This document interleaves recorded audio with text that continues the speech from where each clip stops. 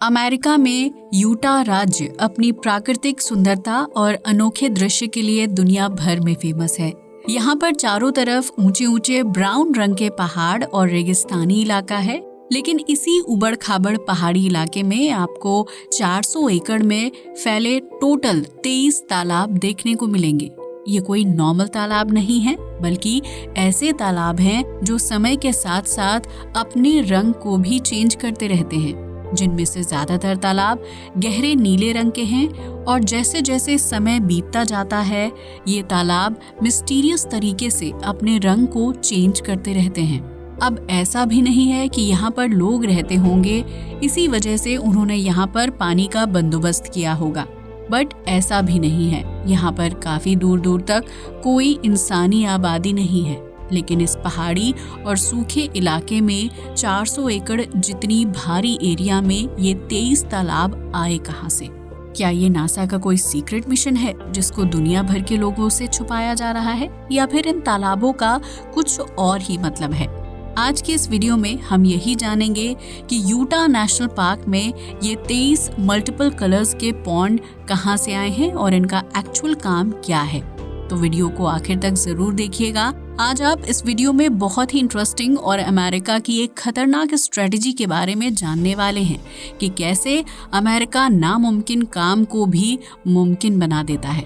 सबसे पहले आपको बता दें कि पहाड़ी इलाके में इन 23 मिस्टीरियस पॉन्ड का नासा के किसी सीक्रेट मिशन से कोई कनेक्शन नहीं है, बल्कि इन मिस्टीरियस पॉन्ड्स से एक ऐसी चीज बनाई जाती है जो आज घर घर में यूज की जाती है।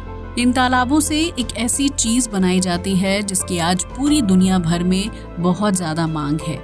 ये मांग आज से नहीं बल्कि सैकड़ों साल पहले से ही है, और वो है पोटाश। जी हाँ, शायद आप जानते होंगे, पोटाश का यूज साबुन, कांच, बारूद, फर्टिलाइजर और पटाखे जैसी हाई डिमांडेड चीजों को बनाने में किया जाता है। ये कुछ ऐसी बेसिक चीजें हैं जो दुनिया भर के सभी देशों में बड़ी मात्रा में यूज की जाती हैं। फिलहाल ये सब जानने के लिए हमको आज से लगभग 1500 साल पहले चलना होगा। ये वो समय था जिस समय लोग लकड़ी से आग जलाकर खाना पकाया करते थे।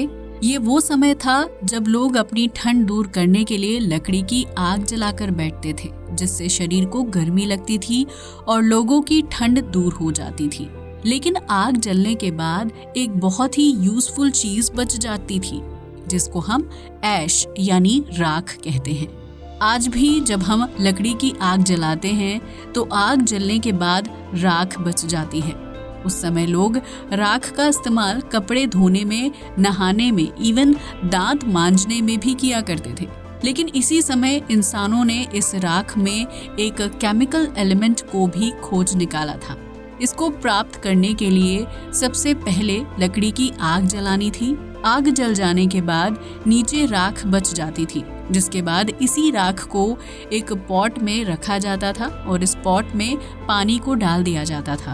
अब क्योंकि राख में बहुत सारे केमिकल कंपाउंड होते हैं, इसलिए कुछ केमिकल कंपाउंड पानी के साथ मिलकर इनका मिक्सचर कुछ इस तरीके का कलर बना देता था। इसके बाद इस पानी को फिल्टर किया जाता और इसको धूप में सूखने के लिए रख दिया जाता है। अब जब पानी धूप में सूखने के लिए रख जाएगा तो जाहिर सी बात है कि धीरे धीरे वो पानी वाष्प बनकर उड़ जाएगा, और ऐसा ही इसमें हुआ। इसका पानी वाष्प बनकर उड़ गया और नीचे कुछ इस तरीके का क्रिस्टल बच गया। ये क्रिस्टल वही है जिसको दुनिया भर में हर जगह यूज किया जाता है। कई सदियों से इंसान इसे यूज करते आ रहे हैं और इसका नाम पोटाश है। यहाँ पर आपका एक और डाउट क्लियर कर दें कि पोटाश का नाम पोटाश ही क्यों पड़ा।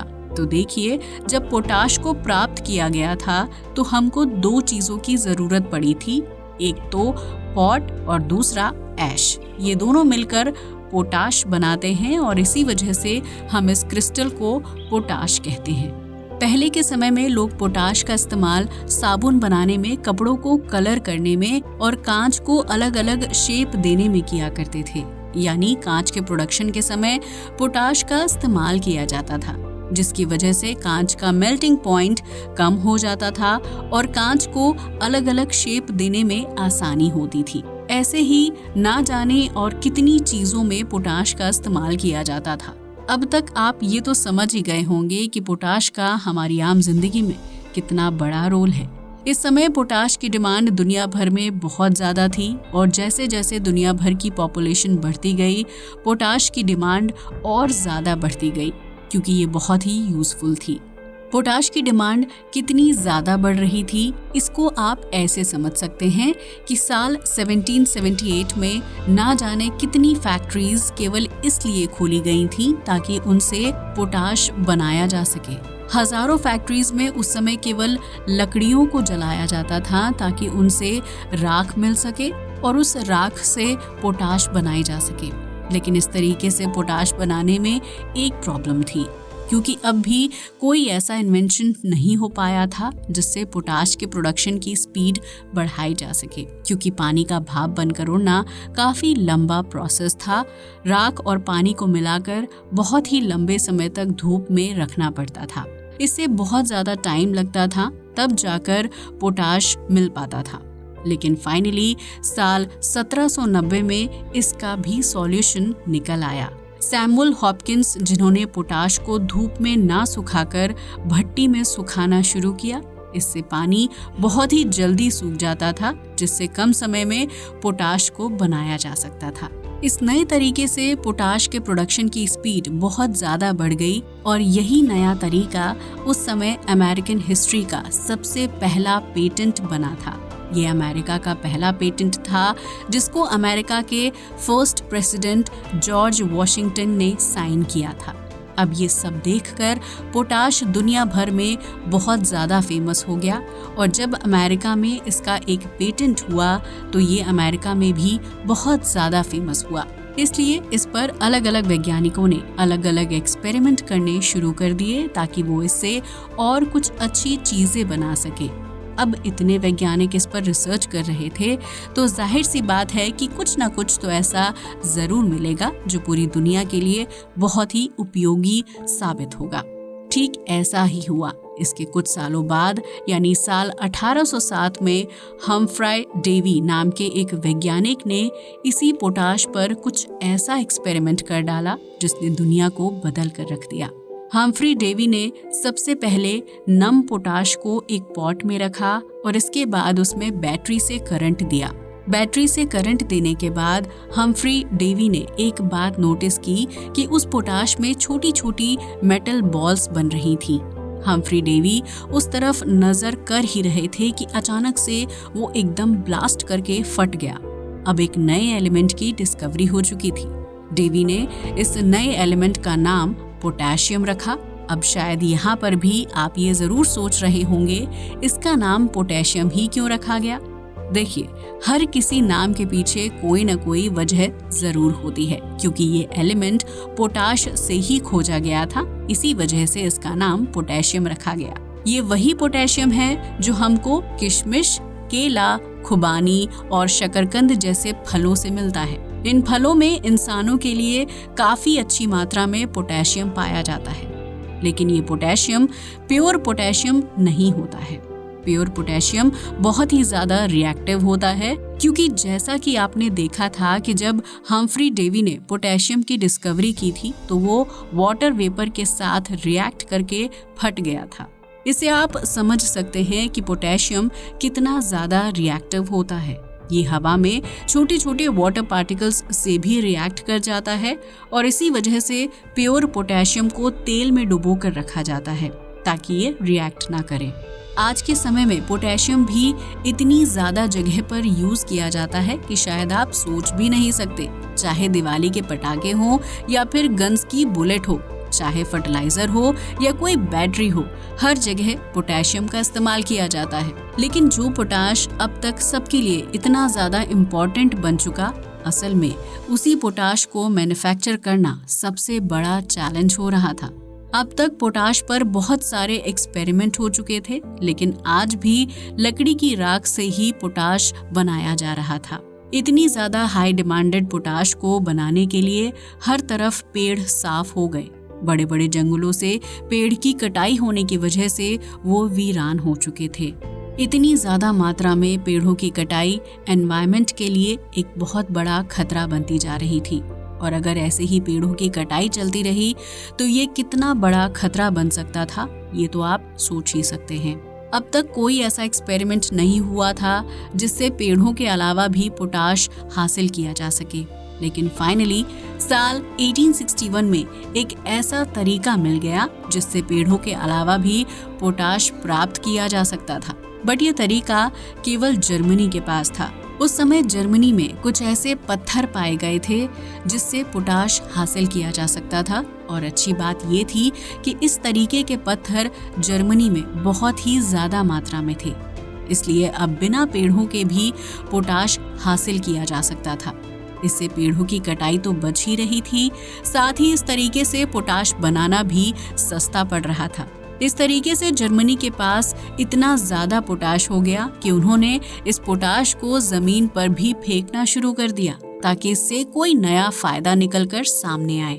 कुछ समय बाद ये नोटिस किया गया कि जमीन पर पोटाश पड़ने से फसल बहुत ही अच्छी हो रही थी, कम पानी में भी फसल बहुत ही अच्छी हो रही थी। इससे किसानों का सबसे बड़ा फायदा था, क्योंकि फसल को पानी देना ही सबसे बड़ा चैलेंज होता है। जर्मनी उस समय दुनिया का सबसे बड़ा पोटाश एक्सपोर्टर बन चुका था, लेकिन इसी समय जर्मनी ने दुनिया भर को सबसे बड़ा धोखा दिया। इसको हम एक तरीके से दुनिया भर के देशों पर हमला करना भी कह सकते हैं। जर्मनी की पोटाश पर दुनिया भर के सभी देश निर्भर हो चुके थे, और इसी का फायदा उठाकर जर्मनी ने दुनिया को सबसे बड़ा धोखा दिया और पोटाश के एक्सपोर्ट पर बैन लगा दिया।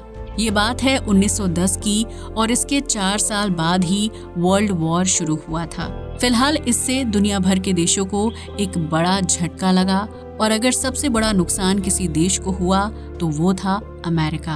अब अमेरिका बिना पोटाश के तो रह नहीं सकता था, इसलिए अमेरिका ने अपने यहाँ ही पोटाश को ढूंढने के लिए फंड देना शुरू किया। कई लोकेशन पर पोटाश ढूंढा गया, जिनमें से एक लोकेशन मोआब सिटी के पास यूटा थी। खुशी की बात ये थी कि यहाँ पर पोटाश के पत्थर मिल गए थे, और दुख की बात ये थी कि ये पत्थर जमीन पर नहीं बल्कि जमीन से 3500 फीट नीचे थे। अब जो हर कोई करता वही अमेरिका ने किया। यहाँ पर माइनिंग शुरू की गई और पोटाश के पत्थर निकालना शुरू कर दिए गए। फिर से सब कुछ ठीक चल रहा था। 1963 तक सब कुछ ठीक चला, लेकिन फिर कुछ ऐसा हुआ जिसके बारे में किसी ने भी एक्सपेक्ट नहीं किया होगा। 1963 में ही उस खान में मीथेन गैस निकलनी शुरू हो गई, और ऑक्सीजन के संपर्क में आने के बाद उस माइन में एक जोरदार आग लगती है। आग लगते ही उसमें एक भयंकर ब्लास्ट होता है। इस ब्लास्ट में 18 लोग मारे जाते हैं, जबकि कई लोग बुरी तरह से घायल हो जाते हैं। अब जाहिर सी बात है, इस माइन से पोटाश निकालना खतरे से खाली नहीं था।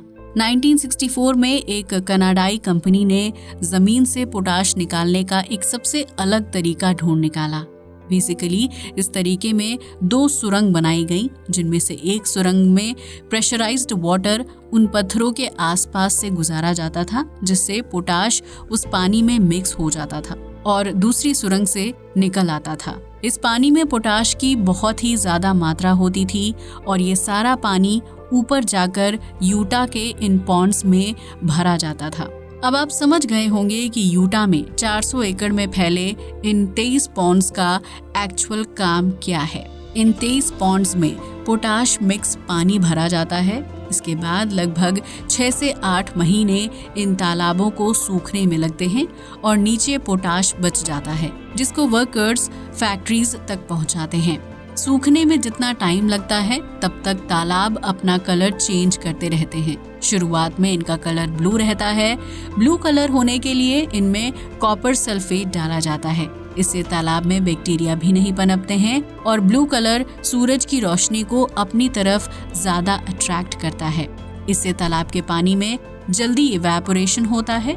ये रंग बिरंगी 23 तालाब बहुत ही ज्यादा मात्रा में पोटाश प्रोड्यूस करते हैं, और एक एस्टिमेट के मुताबिक यहाँ पर लगभग 2 बिलियन टन पोटाश है, जिससे आने वाले समय में अमेरिका को कभी भी किसी दूसरे देश से पोटाश खरीदने की जरूरत नहीं पड़ेगी। यहाँ पर आपको एक और बात बता दें, 1 टन पोटाश की कीमत 330 अमेरिकी डॉलर होती है। इस हिसाब से यूटा में ये पोटाश अमेरिका को 660 बिलियन डॉलर कमा कर दे सकता है, जो एक बहुत बड़ा नंबर है। तो दोस्तों, उम्मीद है आपको हमारी ये वीडियो भी अच्छी लगी होगी, इसलिए आपको एक लाइक और हमारे चैनल को सब्सक्राइब करना बिल्कुल ना भूलें। हम फिर मिलेंगे आपको एक ऐसी ही इंटरेस्टिंग वीडियो में। तब तक के लिए जय हिंद।